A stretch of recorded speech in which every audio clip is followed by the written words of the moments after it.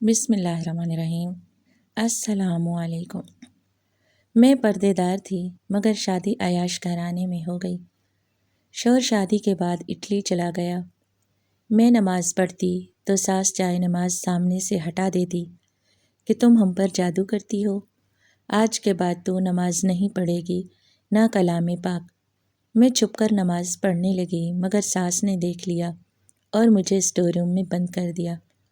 کھانا پینا بند کر دیا، بھوک کے مارے جائے نماز پر سجدے میں روتے روتے سو گئی۔ آنکھ کھلی تو ہوش اڑ گئے کیونکہ سنو، آج شام کو دعوت پر کچھ لوگ ہمارے گھر میں آ رہے ہیں، دعوت کی تیاریاں کروا لینا۔ میری ساس مجھ سے مخاطب ہوئی تو میں نے فوراً اثبات میں سر ہلایا۔ یہ مہربانی کم ہی ہوتی تھی کہ وہ بغیر طنز کے کوئی بات کرتی۔ ان کا مجھ سے بغیر طنز کے بات کرنا ہی میرے لیے غنیمت تھا۔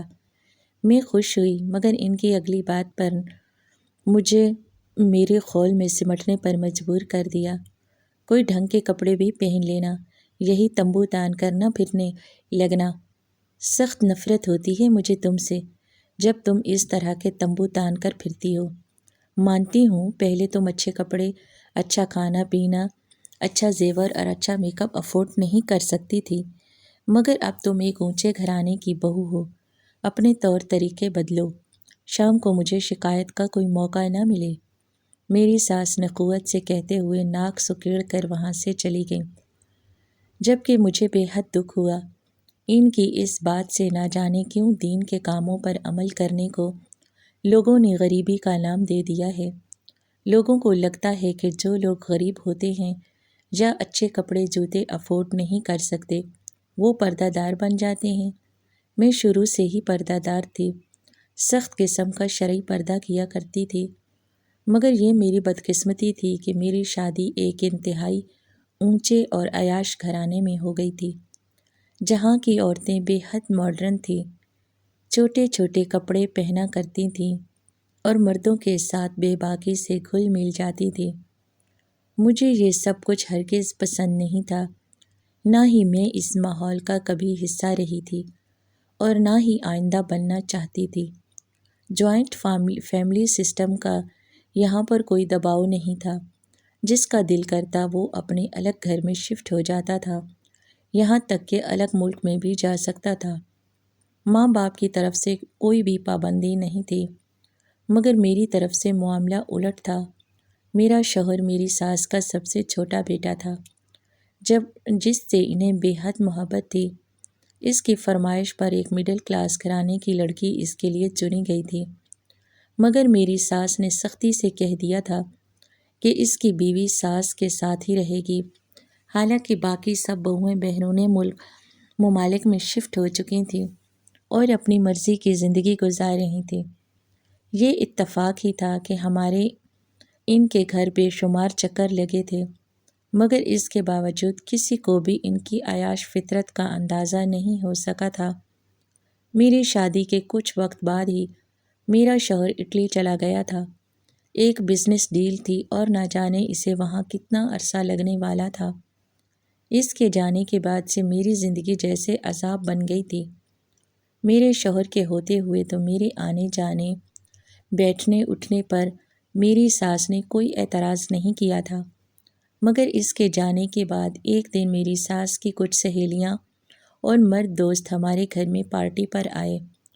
میں نے حسب معمول شلوار قمیض پہنی، حجاب کیا اور نقاب کر کے ان سے ملی، خوش اخلاقی سے پیش آئی، ان کے سامنے خود کھانا سرو کیا، یہاں تک کہ ان کی مہمان نوازی میں کوئی کمی نہیں چھوڑی۔ مگر جیسے ہی میں ایک طرف ہوئی تو میری ساس کی سہیلیاں میرا مذاق اڑانے لگیں۔ میری ساس سے کہنے لگی، کیا تمہیں یہی پینڈو اور گوار بہو ملی تھی اپنے بیٹے کے لیے؟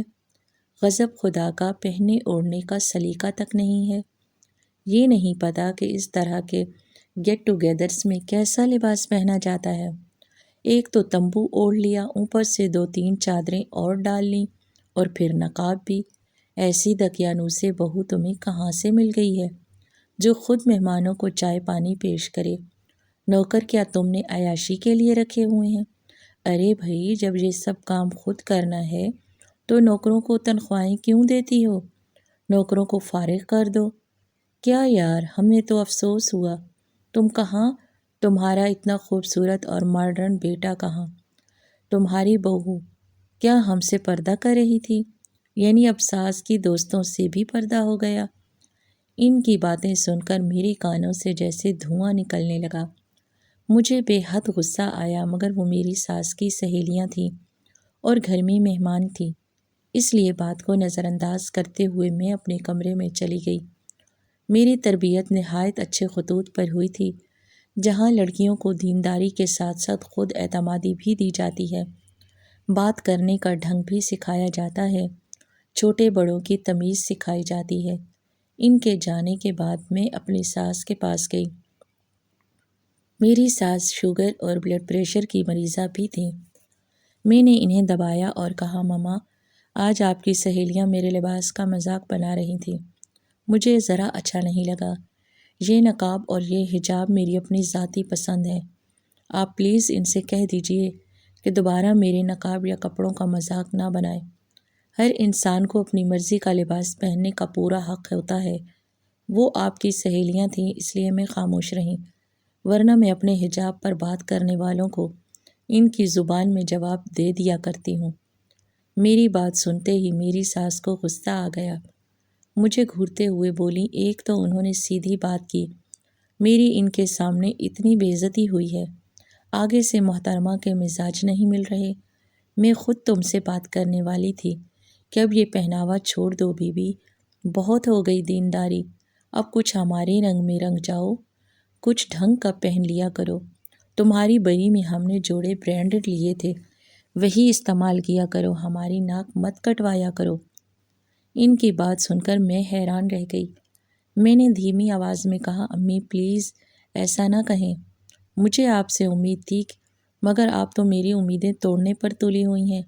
مجھے لگا تھا میری بات سن کر آپ مجھے سمجھنے کی کوشش کریں گی، آپ خود مجھے پسند کر کے لائی تھیں، میں نے آپ کو بتایا تھا کہ میں پردہ کرتی ہوں، پھر اب آپ کو میرے پردے پر کیوں اعتراض ہو رہا ہے؟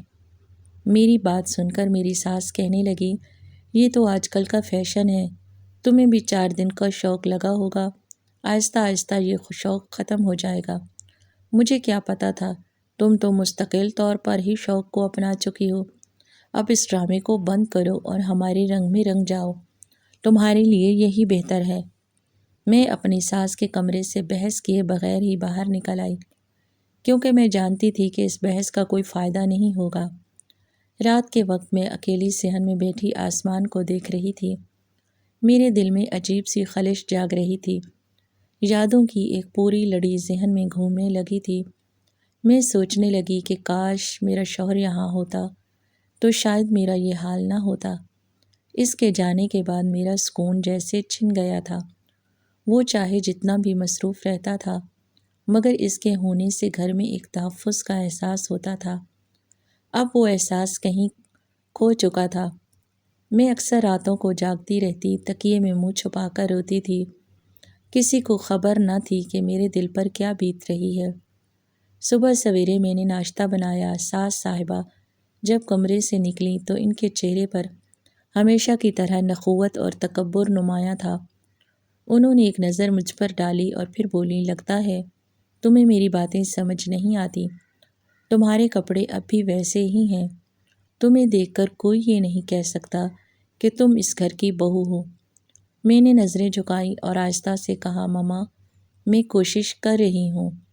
وہ طنزیہ مسکراہٹ کے ساتھ بولی، کوشش نہیں تبدیلی دکھاؤ۔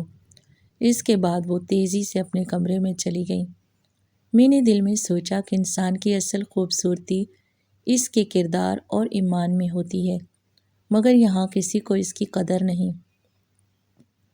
دن گزرتے جا رہے تھے اور میری ساس کے رویے میں تلخی بڑھتی جا رہی تھی۔ وہ چھوٹی چھوٹی باتوں پر ڈانٹ دیتی، کبھی کھانے میں نمک کم ہونے پر طوفان کھڑا کر دیتی، کبھی کہتی تمہارے ہاتھ سے بنے کھانے میں برکت نہیں، کبھی باورچی خانے کا برتن ٹوٹ جائے تو کہتی تم منحوس ہو۔ میں چپ رہتی تھی کیونکہ بولنے سے بات مزید بگڑتی تھی۔ میرے شوہر کا فون بہت کم آتا تھا، جب بھی بات ہوتی میں ان سے صرف خیریت پوچھتی۔ وہ اکثر کہتے جلد آ جاؤں گا، مگر وہ جلدی کبھی نہیں آتی تھی۔ میں چاہتی تھی کہ انہیں اپنے دل کا حال بتاؤں، مگر ہر بار زبان گنگ ہو جاتی۔ میں سوچتی اگر میں نے ساس کے ظلموں کا ذکر کیا تو کہیں وہ مجھ پر ہی الزام نہ لگا دیں۔ وہ ویسے ہی اپنی ماں کی ہر بات مانتے تھے۔ وہ ابھی مجھے جانتے ہی کتنا تھے کہ میری بات پر اعتبار کرتے، اس لیے میں نے خاموش رہنے میں ہی بھلائی سمجھی تھی۔ ایک دن دوپہر کے وقت میں نے نماز پڑھنے کے لیے وضو کیا۔ میرا دل بہت بے چین تھا۔ میں جانتی تھی کہ ساس کو میری نماز پڑھنا پسند نہیں، کیونکہ ان کے خیال میں ان چیزوں سے وقت ضائع کرتی ہوں۔ مگر دل کا بوجھ کم کرنے کے لیے میں نے چپکے سے کمرے کا دروازہ بند کیا اور جائے نماز بچھا لی۔ میں نے آہستہ سے نماز شروع کی۔ آنسو خود بخود گالوں پر بہنے لگے۔ سجدے میں جا کر میں نے اللہ سے دعا کی کہ میرے حالات بہتر کر دے، مجھے صبر دے، مجھے اپنے دین پر قائم رکھ۔ جب نماز مکمل ہوئی تو میرے دل کو سکون ملا۔ ایسا لگا جیسا تھوڑی دیر کے لیے میں نے دنیا کے دکھوں سے نجات پا لی ہو۔ مگر یہ سکون زیادہ دیر نہ رہا۔ اگلے دن جب میں پھر نماز پڑھنے لگی تو ساس اچانک میرے کمرے میں داخل ہو گئیں۔ انہوں نے دروازہ زور سے کھولا۔ ان کے چہرے پر غصے کی آگ بھڑک رہی تھی۔ انہوں نے چیخ کر کہا کہ تم پھر یہ ناٹک کر رہی ہو۔ میں نے خاموشی سے سجدے سے سر اٹھایا۔ ان کی آنکھوں میں غصے کی چمک تھی۔ انہوں نے مجھے بازو سے پکڑا اور جھنجھوڑ دیا۔ بولی تمہیں کہا تھا نا اب یہ سب چھوڑ دو، مگر تمہیں تو اپنی ضد نے اندھا کر دیا ہے۔ تم جادوگرنی ہو، تم صرف ہم پر جادو کرتی ہو۔ تم مجھے بس اپنے بس میں کرنا چاہتی ہو کہ میرے بیٹے پر قبضہ کر سکو، اسے اپنے اشاروں پر چلا سکو۔ تم مڈل کلاس لڑکیوں کی ذہنیت کو میں بہت اچھے طریقے سے جانتی اور سمجھتی ہوں، اس لیے یہ نمازیں پڑھنا بند کر دو، کیونکہ میں جان چکی ہوں کہ نماز کا بہانہ بنا کر تم جادو کرتی ہو۔ ان کی بات سن کر تو میں جیسے حیران ہی رہ گئی تھی۔ مجھے یقین نہیں آ رہا تھا کہ یہ میری پڑھی لکھی اور ماڈرن ساس ہے جو اس وقت جادو کی باتیں کر رہی ہیں۔ نماز سے بھلا کیسے کسی پر جادو ہو سکتا تھا؟ میں نے لرزتی آواز میں کہا ماما یہ ناٹک نہیں، عبادت ہے، اور میں آپ پر جادو کیوں کروں گی؟ آپ کا بیٹا ہے، میں اسے آپ سے دور کیوں کروں گی؟ بلکہ میرے لیے تو یہ خوش قسمتی کی بات ہے کہ آپ کا بیٹا اپنی ماں کا فرما بردار ہو۔ مگر میری بات سننے والا کوئی نہیں تھا۔ انہوں نے زور سے مجھے تھپڑ مارا، پھر مجھے دھکیل کر دیوار سے لگا دیا۔ میں لڑکھڑاتے ہوئے قدموں سے گرتی چلی گئی۔ ان کے چہرے پر کوئی نرمی نہیں تھی، وہ جیسے مجھ سے اپنا سارا غصہ نکال رہی تھی۔ کہنے لگی تم مجھ پر جادو ہی کرتی ہو، اب تمہیں میں یہ جادو کرنے ہی نہیں دوں گی، ورنہ تمہارے شوہر کو بتا دوں گی، گھر سے نکلوا دوں گی۔ میں چپ چاپ ان کے سامنے کھڑی رہی، نہ روئی اور نہ ہی کسی رحم کی التجا کی، صرف دل میں اللہ سے مدد مانگتی رہی۔ جب وہ تھک گئیں تو بولی اب تمہیں دکھاؤں گی میری بات نہ ماننے کا انجام کیا ہوتا ہے۔ انہوں نے نوکر کو آواز دی اور کہا اس کو اسٹور روم میں بند کر دو۔ میں نے التجا کی کہ مجھے جانے دیں، مگر ان کے دل میں ذرا رحم نہ آیا۔ وہ غرور سے بولی جب عقل آ جائے تو خود باہر نکلنا۔ پھر انہوں نے دروازہ بند کرا دیا۔ اسٹور روم میں اندھیرا تھا، گرد بوسیدہ چیزوں کی بو دم گھٹنے لگے تھا میرا۔ میں زمین پر بیٹھ گئی، دل میں خوف تھا مگر آنکھوں میں آنسو بہہ نکلے۔ میں نے سوچا دنیا میں سب میرا ساتھ چھوڑ سکتے ہیں مگر میرا رب میرے ساتھ ہے۔ میں نے آہستہ سے دعا مانگی کہ اے اللہ مجھے اس آزمائش میں ساتھ بیت قدم رکھ۔ وقت گزرتا گیا، میں بھوک پیاس سے نڈھال ہونے لگی تھی، مگر زبان پر شکوہ نہیں آیا، دل میں بس ایک ہی بات تھی کہ اللہ دیکھ رہا ہے۔ رات گہری ہو گئی، ٹھنڈی ہوا کی ایک جھونک در سے اندر آئی۔ میں نے چادر اپنے گرد لپیٹی اور آنکھیں بند کر لیں۔ ماضی کے لمحے یاد آنے لگے جب میرا شوہر مسکراتا تھا، جب وہ کہتا تھا میں تمہیں کبھی رونے نہیں دوں گا، مگر آج میں انہیں آنسوؤں میں ڈوبی ہوئی تھی۔ وہ پردیس میں بیٹھا ہوا تھا اور میرا حال سے بے خبر تھا۔ کئی گھنٹے گزر گئے، کسی نے دروازہ نہیں کھولا۔ میں نے چپکے سے کلمہ پڑھا اور دعا کی، اللہ میری ساس کے دل کو نرم کر دے۔ مجھے یقین تھا کہ میرے صبر کی قیمت ایک دن ضرور ملے گی۔ میں نے دل میں عہد کیا کہ میں اپنی نماز نہیں چھوڑوں گی، چاہے کچھ بھی ہو جائے، میرا ایمان میرا سہارا ہے۔ میری ساس بھلے مجھ پر جتنا بھی ظلم کرے، مگر میں اپنے ایمان کو کمزور نہیں پڑنے دوں گی۔ میرے بدن میں جان باقی نہ رہی تھی، بھوک، پیاس اور تھکن نے مجھے بے حال نڈھال کر دیا۔ مجھے اندازہ ہی نہیں ہوا کہ میں کب سجدے میں گری اور کب بے ہوش ہو گئی۔ آنکھ کھلی تو ایسے لگا جیسے میں کسی اور جگہ آ گئی ہوں۔ چند لمحوں کے لیے مجھے یقین ہی نہ آیا کہ میں کہاں ہوں۔ ارد گرد عجیب سی خوشبو پھیلی ہوئی تھی۔ میں نے آہستہ سے آنکھیں کھولیں تو حیرت کے مارے میرا دل زور زور سے دھڑکنے لگا۔ میرے سامنے زمین پر طرح طرح کے کھانے رکھے ہوئے تھے، سالن، چاول، روٹیاں، میٹھے پھل، جوس کے گلاس، دودھ کا جگ، سب کچھ موجود تھا۔ میں چند لمحے ان سب کو دیکھتی رہی، حیرت کے ساتھ دل میں خوف بھی تھا۔ سوچنے لگی یہ سب یہاں کیسے آ گیا؟ کہیں ساس نے میری حالت دیکھ کر رحم تو نہیں کھا لیا، یا پھر کسی نوکر نے ترس کھا کر یہ سب رکھا ہو؟ مگر جلد ہی میری خیالوں پر بھوک کا غلبہ ہو گیا۔ میں کھا رہی تھی مگر دل میں ایک خوف بھی تھا، کہیں کوئی دروازہ کھول کر مجھے دیکھ نہ لے۔ میں نے جلدی جلدی سب سمیٹا، پھر جائے نماز اپنے قریب کھینچ لی۔ میں ابھی سجدے سے اٹھی ہی تھی کہ دروازے کے قریب کوئی آہٹ ہوئی۔ میں چونک گئی، دل زور سے دھڑکنے لگا۔ میرے ذہن میں فوراً خیال آیا کہ شاید ساس آ گئی ہیں، انہوں نے مجھے کھانا کھاتے ہوئے دیکھ لیا ہے، اب پھر وہ غصے میں آ جائیں گی، شاید اب کی بار مجھے مزید سخت سزا دیں گی۔ دروازہ آہستہ سے کھلا، میں نے نظریں اٹھا کر دیکھا۔ اگلے لمحے میرے جسم سے جیسے روح نکل گئی۔ وہاں میری ساس نہیں بلکہ میرا شوہر کھڑا تھا۔ اس کی آنکھوں میں حیرت اور دکھ کا طوفان مچل رہا تھا۔ وہ دروازے کے دہانے پر کھڑا مجھے گھور رہا تھا۔ چند لمحے وہ جیسے بول ہی نہ سکا۔ میں نے کانپتی آواز میں کہا، آپ یہاں کیسے؟ میں تیزی سے اٹھ کر اس کے قریب گئی، میرے قدم لڑکھڑا رہے تھے مگر دل کی دھڑکن تیز ہو گئی تھی۔ میں نے اس کے قریب جا کر روتے ہوئے کہا، آپ آ گئے؟ آپ کو پتہ نہیں آپ کے جانے کے بعد میرا کیا حال ہوا۔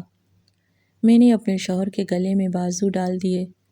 وہ بھی کچھ لمحے حیران سا رہا، پھر اس نے مجھے سینے سے لگا لیا۔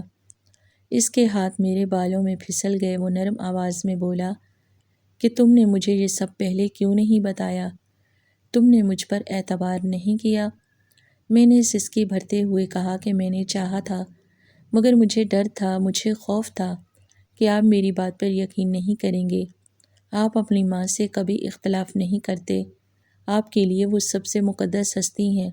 میں چاہتی تھی میرا صبر خود بولے، میں چاہتی تھی کہ ایک دن آپ خود سچ دیکھ لیں۔ آج وہ دن آ گیا۔ میرا شوہر پیچھے ہٹا، اس کے چہرے پر شدید غصہ تھا۔ وہ اسٹور روم میں چاروں طرف دیکھنے لگا۔ اس نے میری حالت دیکھی، میلے کپڑے، گرد آلود فرش، خالی برتن اور میرا کمزور چہرہ۔ اس نے ہاتھوں سے اپنا سر تھام لیا، بولا کہ میں نے سوچا بھی نہیں تھا کہ میری غیر موجودگی میں تمہارے ساتھ ایسا سلوک ہوگا۔ میں اپنی ماں کو ہمیشہ نیک دل، نرم دل انسان سمجھتا تھا، مگر یہ سب کیا ہے؟ میں خاموشی سے کھڑی تھی، بس آنسو بہہ رہے تھے۔ وہ میرے قریب آیا، بولا کہ میں تمہیں اب ایک لمحہ بھی اس گھر میں نہیں رہنے دوں گا۔ میں یہ سب کچھ دیکھ چکا ہوں، مجھے سمجھ آ گئی ہے کہ تم پر کس قدر ظلم کیا گیا ہے۔ میں نے تمہیں ہمیشہ مضبوط پایا ہے، تم نے صبر کیا مگر میں تمہاری تکلیف کا اندازہ نہیں لگا سکا۔ اسی وقت اس نے غصے سے دروازہ کھولا اور اونچی آواز میں اپنی ماں کو پکارا۔ میری ساس جلدی سے آ گئی، ان کے چہرے پر حیرت تھی۔ انہوں نے بیٹے کو دیکھا اور بولی، تم آ گئے بیٹا، کب آئے؟ وہ بولا، میں آج صبح ہی اٹلی سے لوٹا ہوں، آپ کو سرپرائز دینا چاہتا تھا مگر آپ نے مجھے ایسی ماں بن کر سرپرائز دیا جس پر ہر بیٹا شرمندہ ہوگا۔ میرا شوہر آگے بڑھا، بولا، بس ماما، اب مزید کچھ مت کہیے، میں نے اپنی آنکھوں سے سب کچھ دیکھا ہے، آپ کو غلط سمجھنے کا کبھی سوچ بھی نہیں سکتا تھا مگر آج آپ نے میرا سر جھکا دیا۔ اگر یہی آپ کا انصاف ہے تو پھر میں آپ سے اپنا تعلق ختم کرتا ہوں۔ میں اپنی بیوی کو لے کر جا رہا ہوں، وہ میرے ساتھ باہر رہے گی۔ آپ کو اگر کبھی مجھ سے محبت تھی تو آپ اس پر عمل دکھائیے، ہمیں جانے دیجیے۔ میری ساس کچھ بول نہ سکیں، ان کی زبان جیسے بند ہو گئی۔ وہ مجھے گھورنے لگی، مگر بیٹے کی آنکھوں میں ایسی سختی تھی کہ انہوں نے مجھے کچھ نہ کہا۔ وہ خاموشی سے پیچھے ہٹ گئی۔ میرا شوہر میری طرف مڑا، بولا چلو یہاں سے۔ میں نے آنکھوں سے ہاں میں جواب دیا۔ وہ میرا ہاتھ تھام کر کمرے سے نکلا۔ گھر کے نوکر حیرت سے ہمیں دیکھ رہے تھے۔ میری ساس سیڑھیوں پر کھڑی ہمیں جاتے دیکھ رہی تھی، مگر اس بار ان کے چہرے پر کوئی تکبر نہیں تھا، بس پچھتاوا تھا۔ ان کی آنکھوں میں نمی تھی، شاید انہیں احساس ہو گیا تھا کہ انہوں نے اپنی نفرت میں اپنی بہو کے ساتھ کیا کر دیا۔ میرا شوہر مجھے گاڑی میں بٹھا کر باہر لے گیا۔ میں خاموش تھی، مگر دل کے اندر سکون اتر چکا تھا۔ وہ مسلسل بولتا جا رہا تھا کہ تم نے مجھے کیوں نہیں بتایا؟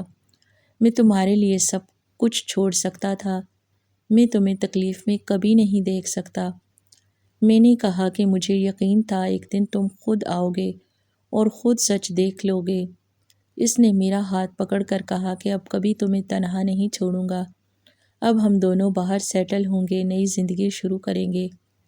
وقت گزرتا گیا۔ صرف 6 ماہ بعد میری ساس نے فون کیا۔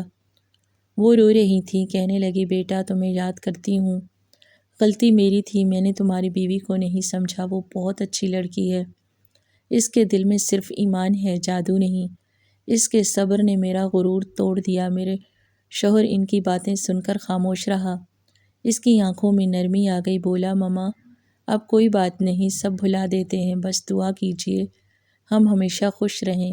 اور واقعی ہم خوش تھے۔ میری زندگی جو پہلے دکھوں میں ڈوبی ہوئی تھی اب سکون میں بدل گئی۔ میں اپنے شوہر کے ساتھ ایک نئے ملک میں آباد ہو گئی۔ وہاں میں آزادی سے اپنی عبادت کرتی تھی، پردہ کرتی تھی، اور میرا شوہر خود میرا سہارا بن چکا تھا۔ میری ساس پیچھے رہ گئی، مگر اب وہ ہر فون پر روتی ہوئی صرف ایک بات کہتی، میں نے اپنی بہو کو نہیں سمجھا، میں نے اپنی زندگی کی سب سے بڑی غلطی کی۔ مگر میں جانتی تھی کہ میرا رب ہر چیز کا بہترین حساب رکھنے والا ہے۔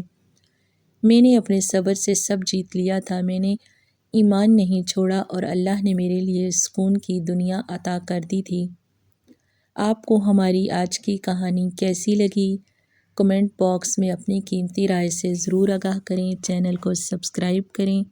شکریہ۔ اللہ حافظ۔